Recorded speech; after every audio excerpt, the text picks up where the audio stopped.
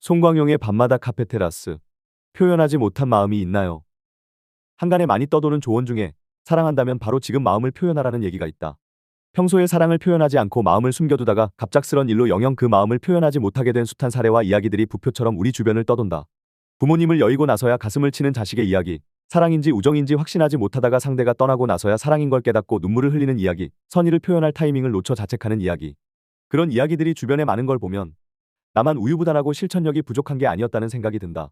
사람들은 표현하지 못하고 끝내 마음의 바다에 가라앉게 된 감정의 사연을 몇 개씩은 갖고 있을 거라고 생각한다. 어린이날 즈음이 되면 유독 몇몇 어린이들이 마음에 떠오른다. 윤대는 십수년 전 내가 초임 교사 시절 만난 아이다. 그 아이는 학기 중간에 갑작스레 전학을 왔다. 또래보다 키 작고 귀여운 얼굴을 가진 6학년 소년. 말수가 적어서 속을 잘할 수 없었지만 행동하는 걸 보면 아직 순진한 면이 있다는 걸 알 수 있었다. 아이의 가족 정보엔 아버지 이름만 기재되어 있었다. 아이의 아버지에게 직접 듣질 못했으니 자세한 내막은 알 수 없었다. 어떤 사정이 있어서 아버지와 함께 사는구나 하고 짐작만 할 뿐이었다. 어느 날 문자 한 통이 왔다. 문자를 보낸 이는 자신을 윤대의 엄마라고 밝혔다. 윤대 엄마는 자신이 윤대 아빠와 이혼했는데 아이를 볼 수 없어 윤대가 너무 걱정된다고 했다. 어떤 이유에선지 윤대 엄마는 윤대를 가까이에서 만나거나 윤대 아빠에게 연락할 수 없는 상황인 것 같았다. 그래서 가끔 선생님을 통해 윤대의 소식을 알고 싶다고 했다. 난 윤대에 대해 궁금하시면 연락을 주십사 하고 답을 했다. 그 후로 윤대 엄마는 가끔 내게 문자로 윤대의 안부를 물었고 난 윤대 대신 안부를 전해 주었다. 윤대는 조용하고 부드럽습니다. 친구들과 무리 없이 지냅니다. 많이 먹지 않아서 마르고 힘이 없어 보이는 게 조금 걱정스럽지만 급식을 잘 먹도록 지도하겠습니다. 너무 걱정 안 하셔도 될 것 같습니다.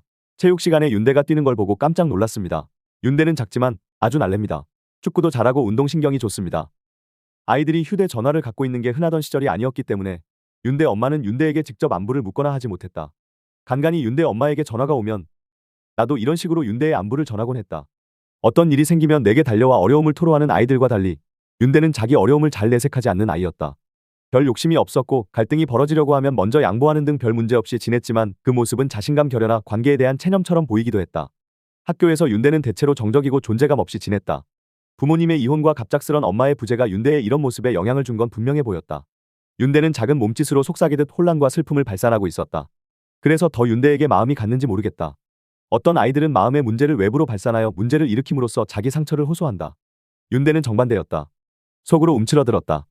지금 누구도 그 실체를 알지 못하지만 언젠가 갑작스레 밖으로 뿜어져 나올지도 모를 화학작용이 윤대 안에서 일어나고 있는 것 같았다. 윤대가 보였던 결핍은 윤대가 단지 한부모 가정의 아이였기 때문에 그런 것이 아니다. 중요한 건 양육자가 한 사람이든 여러 사람이든 그 아이가 어떤 기대를 받고 자라는지다. 세상의 많은 일에서 중용의 적용이 유의미하듯 기대도 마찬가지다. 부족한 기대는 무관심이고 과한 기대는 아이를 힘들게 할 것이다. 그 중간 어디쯤에 적정한 기대는 아이의 안전그물이 된다.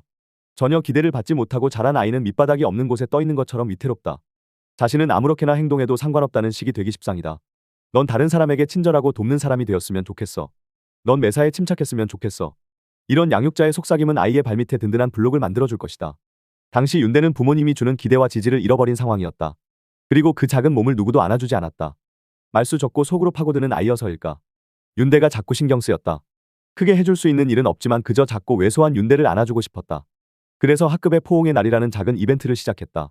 말 그대로 일주일에 2번 정도 수업을 다 마치고 집에 갈 때 격려의 말을 건네며 서로를 안아주는 날을 정한 것이다. 남학생은 내가 차례로 안아주고 여학생은 서로 돌아가면서 안아주도록 했다. 난 윤대를 안아주면서 작은 온기라도 전해지길 바랐다. 윤대야, 전학 와서 친구와도 잘 지내고 정말 잘하고 있어. 근데 너무 말랐구나. 밥 잘 먹고 더 건강해지자. 이런 격려와 기대를 말하며 안아주면 윤대는 조용히 미소 짓곤 했다. 활력 없고 조용한 윤대가 에너지 넘치는 때가 있었다. 바로 축구를 할 때였다. 난 아이들 사이에 섞여 공을 차곤 했는데 윤대가 엄청난 에너지를 발산하며 드리블을 할 때 넋을 잃곤 했다. 윤대는 키 작고 왜소했지만 운동신경이 좋았고 축구를 잘했다.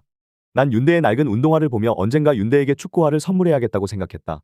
졸업식 날 아침에 난 윤대에게 주고 싶었던 축구화를 끝내 주지 못했다는 사실을 갑자기 깨달았다. 이후에 그건 두고두고 아쉬움으로 남았다. 윤대에게 기대를 표현하며 윤대의 발밑에 블록 하나를 놓아줄 수 있었는데 하는 생각만 되새김질하게 됐다. 윤대가 떠오를 때면 마음을 표현하지 못하고 생각만으로 친절을 베풀었던 나의 우유부단함에 한숨이 나온다. 이제 30즈음의 청년이 되었을 윤대는 축구화 없이도 활기차게 달리며 잘 자랐겠지만 표현되지 못한 친절은 화석이 되어 마음의 바다에 가라앉는다. 마음은 점점 무거워진다. 그때가 아니면 표현할 수 없는 마음을 수시로 꺼내야 가벼운 마음으로 나이 들어갈 수 있을 것이다. 5월은 우리네 관계와 관련된 기념일들이 많다. 관심과 감사를 전할 수 있는 장이 마련되어 있다. 우유부단하지 말고 표현 못했다 후회하지 말고 마음을 전하자. 마음을 가벼이 하자. 더 칼럼니스트.